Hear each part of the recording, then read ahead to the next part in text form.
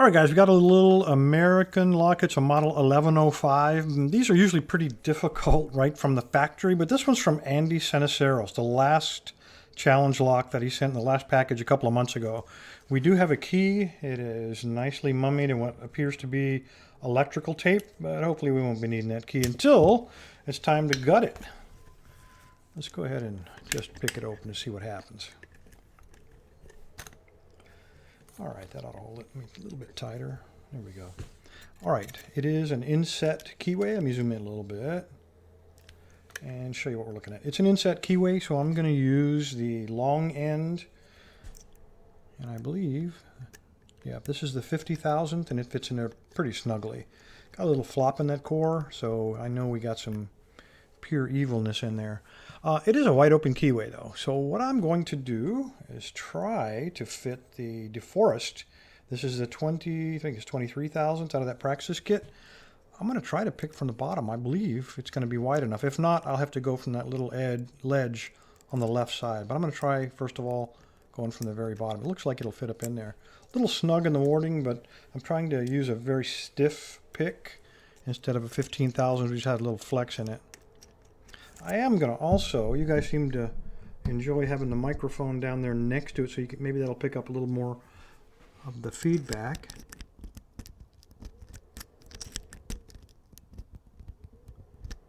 I think I'm counting 6. There's a couple in there that have really strong springs. One in the back, I believe it's around pin 6, and then one around, feels like around pin 3. Very strong spring. All right, top of the keyway. And let's see what we got all the way in there. Light tension, because Andy likes to use threaded stuff. Okay, that was pin 4. Got a click off of him. That was pin 1, and nice deep fault set. It is not yet open though. Okay, now I'm going to hold the fault set. I'm going to put a little pressure on it and look for feedback. And it feels like feedback right there on pin 3. Counter rotation. And now we have a super, let me flip this around, a really deep fault set on this thing.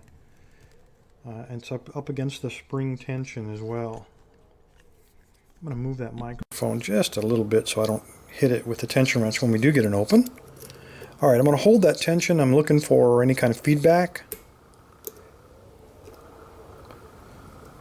Since we're caught like that, it means we're either caught on a spool or a T-pin. Andy's infamous for using both. I get no feedback on any of these pins. No counter rotation. So I'll bet it is a T-pin. Oh. I thought it started to turn, but it just went into a deeper fault set. There we go. Oh, I got an open. That was about pin 3. I think that was a T-pin. All right, let me back out and move that microphone out of the way so I don't knock into it anymore. Sorry if you guys were in headphones, but a lot of you said you really like to hear what was going on the side of the lock, and that's the only way I have to do it. All right, let's take a look. Let's first go ahead, move this out of the way. Move those out of the way. Let's cut this off of here.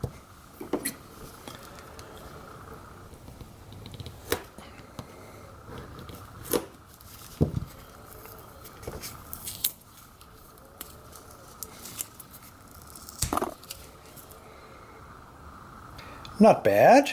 Not bad at all. Good to high-low there. And I've got a feeling you're going to find the pin is riding on the tip of that key as well. I need a Phillips.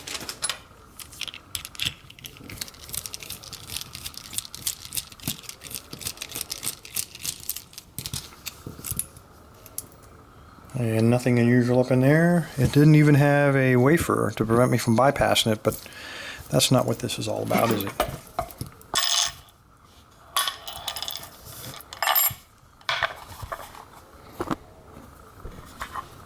All right, I did get a tip from Andy. He said make sure you use shims on all of my locks.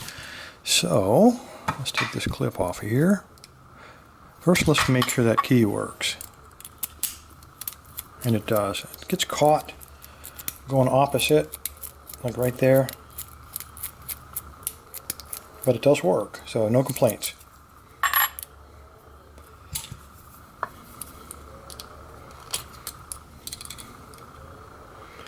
Come on.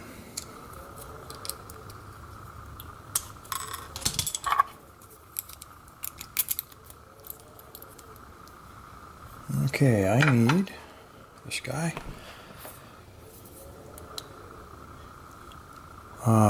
Almost forgot that shim recommendation.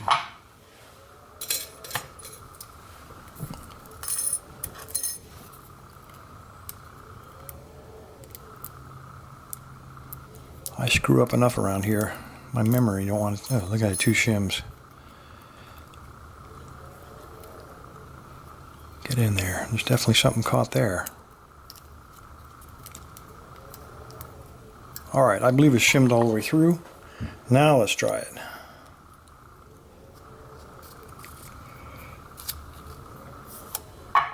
Dang, there were still 2 shims on that thing. I need to separate those. Look how number 4 is all walled out there. He's got to have some. And number 6 as well. Walled out on the edges. And then number 3 looks like he's been around the block. He's a pretty rough looking pin. Worn. Oh, look at that. Walled out. Okay, we got a serrated. Serrated.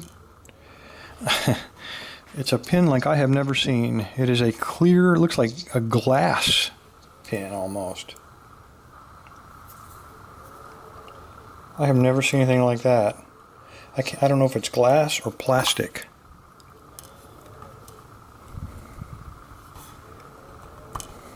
Serrated. Serrated. And number 6 also serrated. Alright, let's take a look here. 1 and 2. 3, no surprise there.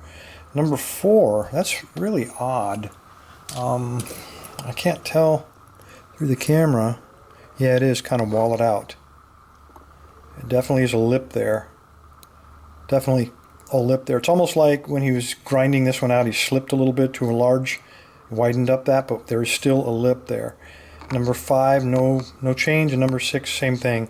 It's walled out on both sides. So we got some undercutting on 4 and 6. Get these 1007 shims out of the way. Pull him out. Alright, let's find out what Andy's got in here for us. Okay, number 1 is... Oops, looks like a serrated.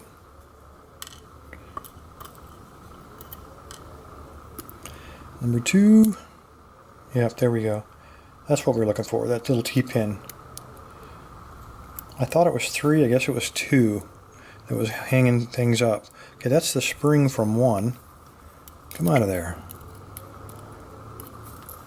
There we go. Look at that guy. Okay, and we turn him around the right way.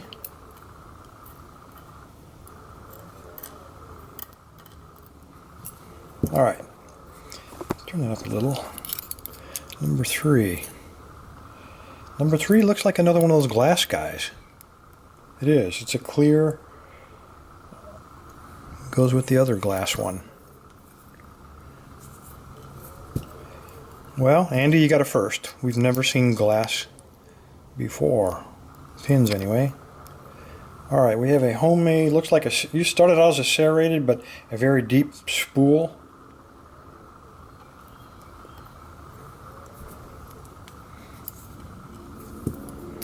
And let's turn it around and go from the back. Get 6 first.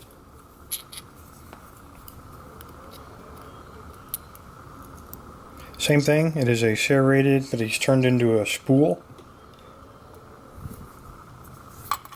And the last one, number 5. Very light, and it's a serrated spool. It's a commercial one, not a homemade one. And another of these little bitty springs. Alright, in the core, I have only one with threads in it, and that would be number 3. And when you look in the top, that kind of confirms it there. Look at number 3, you can see it's been threads on it. And that's the only one, 3. So on here we had number 4 and number 6. All right, let's see what we got. Number 1 is just normal serrated. Number 2, serrated with the T-pin. Number 3 is this glass thing. Okay, 3 was the one that was threaded.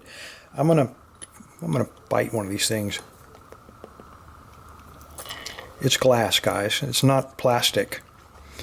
Okay, number 4 was undercut, and undercut, of course, is designed to catch that very deep cut spool on that what used to be a serrated pin. Number 5 was standard, but we got serrated key pin and a serrated spool on top. And then number 6 was also undercut on the core, and undercut, of course, is again same thing as number 4. Sharp edge designed to get caught in the undercut. Andy, very nasty. I don't know where you came up with the idea for this glass stuff. Unique feel, I gotta say, but I don't think it adds or to the difficulty of picking the lock. This didn't really seem to grab into the serrated part, serrated cylinder inside of the body, but it was definitely out of the ordinary. Anyway, Andy, thank you, sir, for the lock. Got this final one out of the way. Everybody else, stay safe, stay legal, guys.